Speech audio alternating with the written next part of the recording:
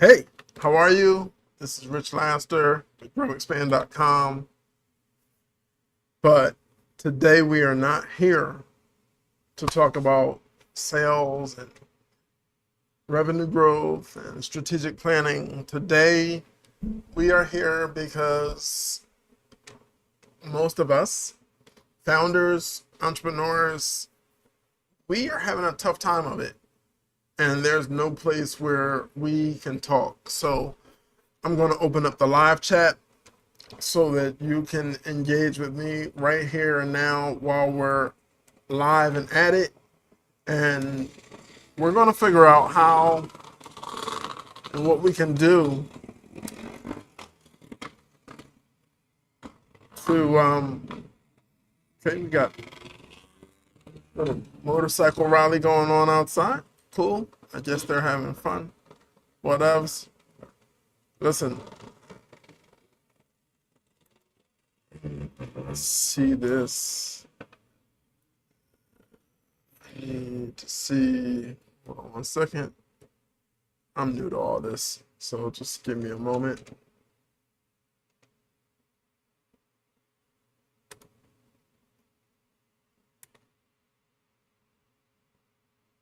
All right.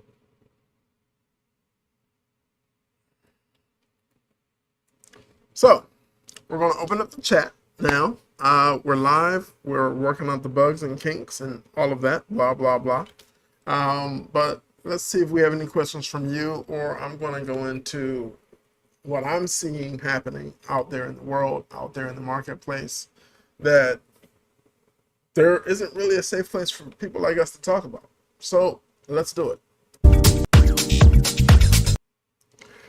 I'm glad you're with me today. Mindset moments. I'm going to enjoy a mindset moment while we talk and enjoy a cigar. You might be noticing that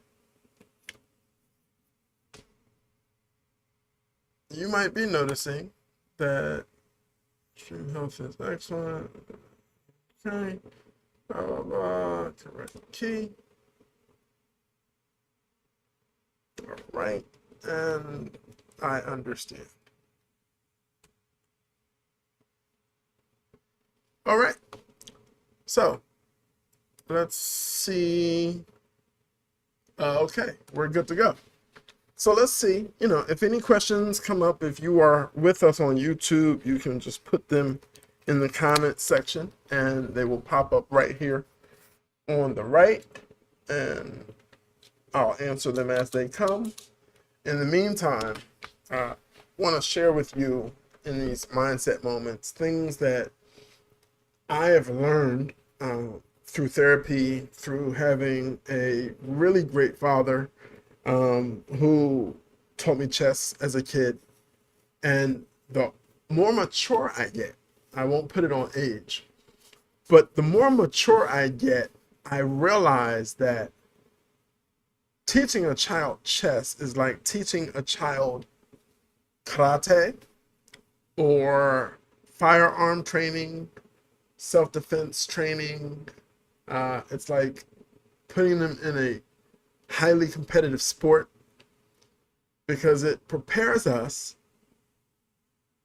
to deal with the things that this world doesn't prepare us to deal with. Yet these are things that come at us anyway, and it's nobody's fault. So I think the biggest topic that we can talk about, like here on day one of the rebirth of mindset moments, is blame. One of my favorite people, Amanda Sabria, who is just a genius. We're talking about books one day, and she says, "Oh, have you read The Courage to Be Disliked?" And I read this book and I realized that my courage to be disliked was inconsistent. Because And you learn in therapy not to blame. We recognize that most acts are functions of ignorance, not malice, right? So we don't get into the blame game. Sure, feel what you feel, process what you feel. How can the one thing you are actually in control of be impacted positively? What can you do better? What can you do different? Huh? Because that's all you can control. The blame game, the divisiveness, all of the things that are being pumped into your visual diet, your auditory diet, like what passes for news these days is complete propaganda, if it ever wasn't. But there is no objectivity to journalism since the death of the Knight Rider organization, right? I don't know if you know that history. You can look it up. We're not here to talk about that. We're here to talk about blame today. Who is at fault and who is to blame are not the same thing. Who is at fault? Okay, you know who is at fault. Have you been in a situation like this before? If so, then you're at fault too. Because you've repeated a mistake, which means you didn't learn from it. Blame is where we take accountability and throw it in the trash and look for someone who we can deem responsible for what is usually their reaction or ignorance in a situation. Huh? I live in America. Our public school system is the worst in the world. There are third world countries whose children have an easier time getting admitted to Harvard than graduates of American public schools. So when literacy issues, short-sightedness, and crime become more of a problem, well, our high school graduates are less and less prepared, and no one's paying attention. It's not new. It's not even news. It's a challenge that needs to be addressed because economic development depends on it. Economic development depends on all three elements. Without business, and I mean business, scalable business, 5 employees this year, 10 employees next year, business, growing, scaling, creating jobs, business. Without business, there is very little to stimulate the tax base that pays for education and healthcare. When business is thriving, the question has to become, well, where are the dollars for education and healthcare being spent?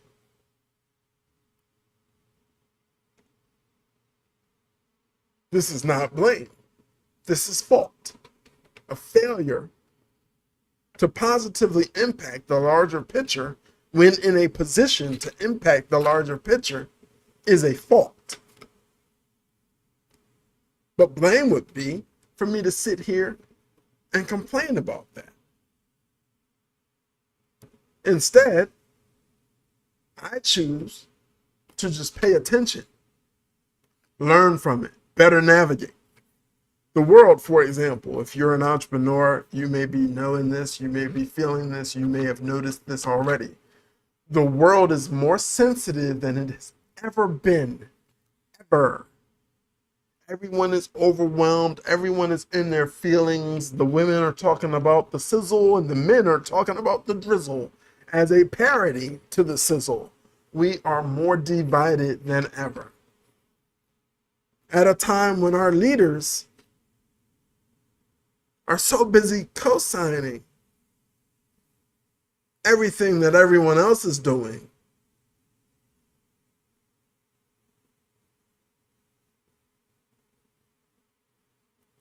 that who is steering the ship becomes a very, very real question. But you can't get into conversations and long discussions about things that are not actually going to move the needle for you. My audience are mostly entrepreneurs, and if you're not an entrepreneur and you're watching this, cool, welcome. Entrepreneurs know you have a passion that empowers you to function 10 to 14 hours a day in delivering a value to the marketplace. And when the marketplace is closed and you can't interact and manage relationships and deliver goods and sell new goods and capitalize on new opportunities, you're working in the business then. When you're done, when you can't work in the business, making things happen, you have the pleasure of working on the business, adapting strategies. You'll notice this YouTube channel. This YouTube channel has been dormant for over a year. But with all of the lessons and how busy things have been, the greatest opportunity for me to give back is to come to you live twice a week. But Sundays this is about your mindset. This is about the tools and the weapons you need to fight a fight that nobody's gonna really understand. If you're married, if you're single, being in a relationship for very ambitious people is very hard because you would much rather read a book and learn what you don't know than worry about keeping up with the Joneses. Because last time I checked, the Joneses were broke. They have a nice house and a beautiful car. They're a month behind on the mortgage. And I think, I heard someone screaming the other night after an argument. It's not all pretty. People don't know how to deal with the challenges that they're facing. People don't know how to process the pain that they're encountering. So I'm going to leave you today as having no questions with this.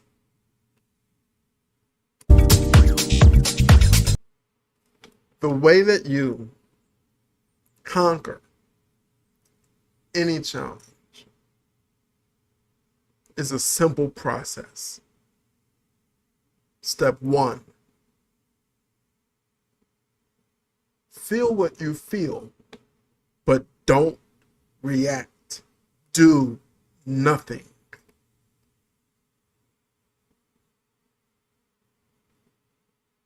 2,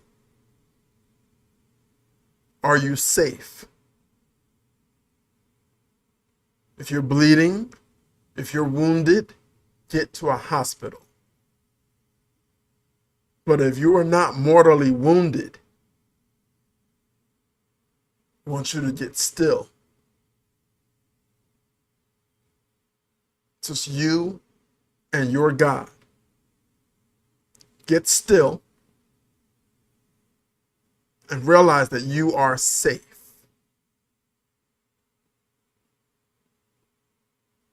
3, now that you know you're safe, your breathing should be returning to normal. I want you to focus on your breathing. 5 seconds in.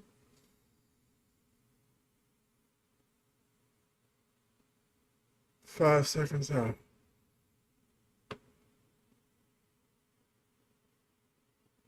Repeat that until the tension in your shoulders is lessened. Because I'm not telling you it's going to go away. It might not. You may be very upset. You may be hurt, devastated, disappointed. It happens. Step 4. Was this malicious or was this ignorant? Do you truly believe that that person has it out for you, that they are an adversary? The answer is most likely no. If they're not an adversary, and I didn't say enemy, I'll get to that next. If they're not an adversary, then what you need to learn is what you did and why the situation occurred in the first place. Why were you there? Why were they allowed access to you? Why were they in your space? How can you better avoid ignorance in the future?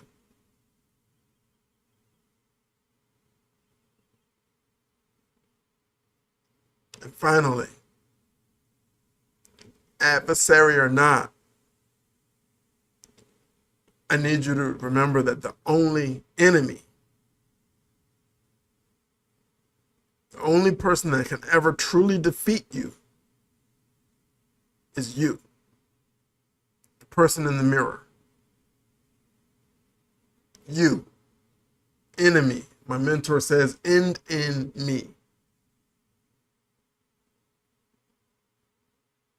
When you were procrastinating, when you know you should be working, when you're partying, when you know you should be learning, when you're talking, when you know you should be doing, you are defeating your greater self. Enough of me. Look, richlandswithgrowexpand.com. We're going to do this every Sunday, 2 p.m. Eastern, unless some act of God or one of my grandchildren who take precedent overrules the moment and seizes the day. All right. I hope this was good. I hope this was helpful. And I hope you subscribe, like, tell a friend, tune in, share it. I hope it helped. Now, a message from our sponsor.